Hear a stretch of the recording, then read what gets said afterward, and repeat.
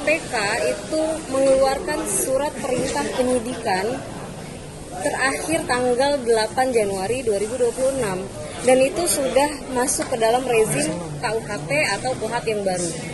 Nah, tanggal 2 sudah diberlakukan rezim KUHP atau KUHP yang baru, sementara sprindik itu baru muncul di tanggal 8 Januari. Bahkan pada saat pemanggilan saksi pun, di dalam surat pemanggilan, KPK sudah mencantumkan bahwa kami sebagai pengacara sudah bisa mendampingi sebagai pendamping daripada klien kami yang dijadikan saksi mengikuti kepada KUHP yang baru. Nah, tapi hari ini mereka mengatakan bahwa mengacu kepada KUHP yang lama. Sementara di dalam surat pemberitahuan penetapan tersangka itu pun mereka sendiri yang memuat dasar KUHP dan KUHP yang baru ini. Gitu. Nah, kalau terkait dengan tadi mereka sampaikan KMA, sebenarnya menjadi satu bukti ya bahwa KMA memang mereka jadikan sebagai bukti. Bagaimana bisa keputusan tata usaha negara dikatakan oleh KPK atau apalagi BPK bahwa itu melawan hukum. Karena mereka bukan lembaga, mereka bukan institusi yang bisa menilai itu. Yang bisa menilai sebuah keputusan tata usaha negara itu melawan hukum atau melanggar hukum atau tidak itu adalah PT UN. Sejauh ini belum pernah ada yang membatalkan putusan tersebut.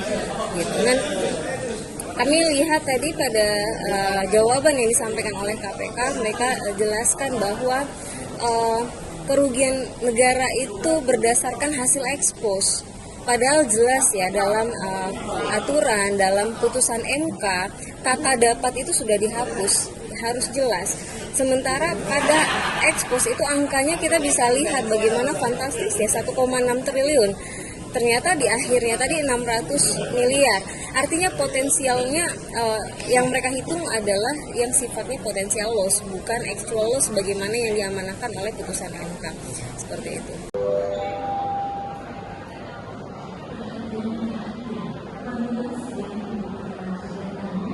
Tanggapan atau jawaban? Hakim pra-peradilan yang terhormat setelah membaca dan mencermati seluruh materi permohonan pra-peradilan yang diajukan oleh pemohon dalam permohonan pra-peradilan nomor 19 garing Pit pra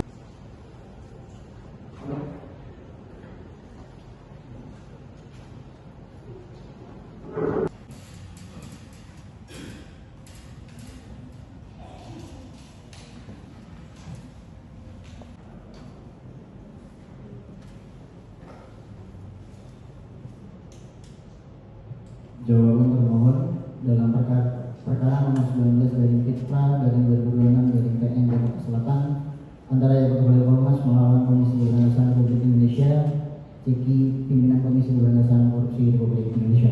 Selanjutnya Mahkamah Konstitusi telah memperluas objek pra-peradilan melalui putusan Mahkamah Konstitusi nomor 21 garing PUU X 1 penyidikan nomor 61 garing Dik titik 00 garing 01 garing 08 garing 2025 di tahap penyidikan. B.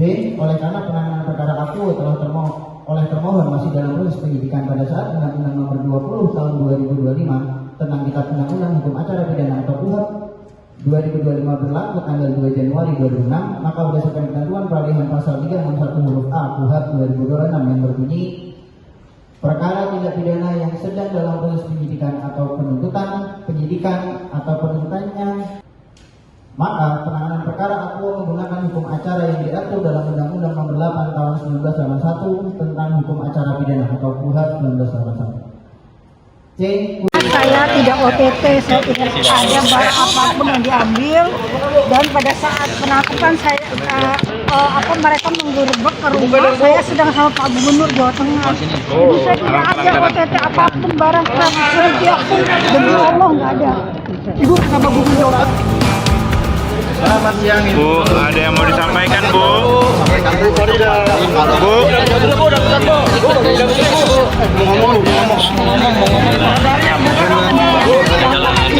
Saya tidak OTT, saya tidak ada barang apapun yang diambil, dan pada saat penangkapan saya mereka menggerebek ke rumah saya sedang sama Pak Gubernur Jawa Tengah.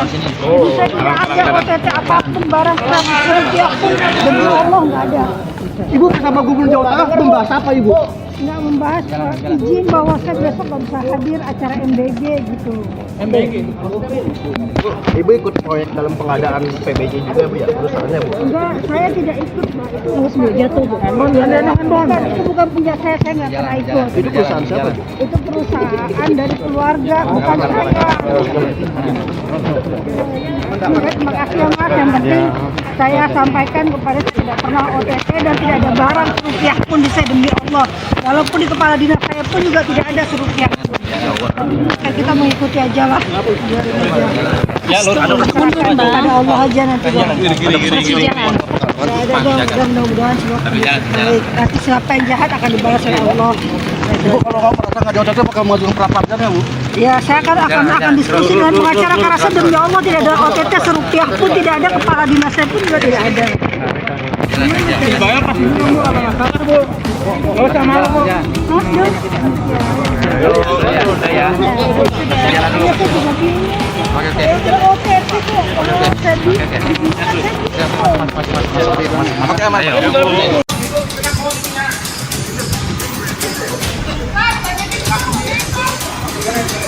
Suasana malam di gedung Komisi Pemberantasan Korupsi mendadak tegang saat sebuah bus pariwisata besar tiba pukul 9 malam, membawa 11 orang hasil OTT Bupati Pekalongan, Fadia Arafi.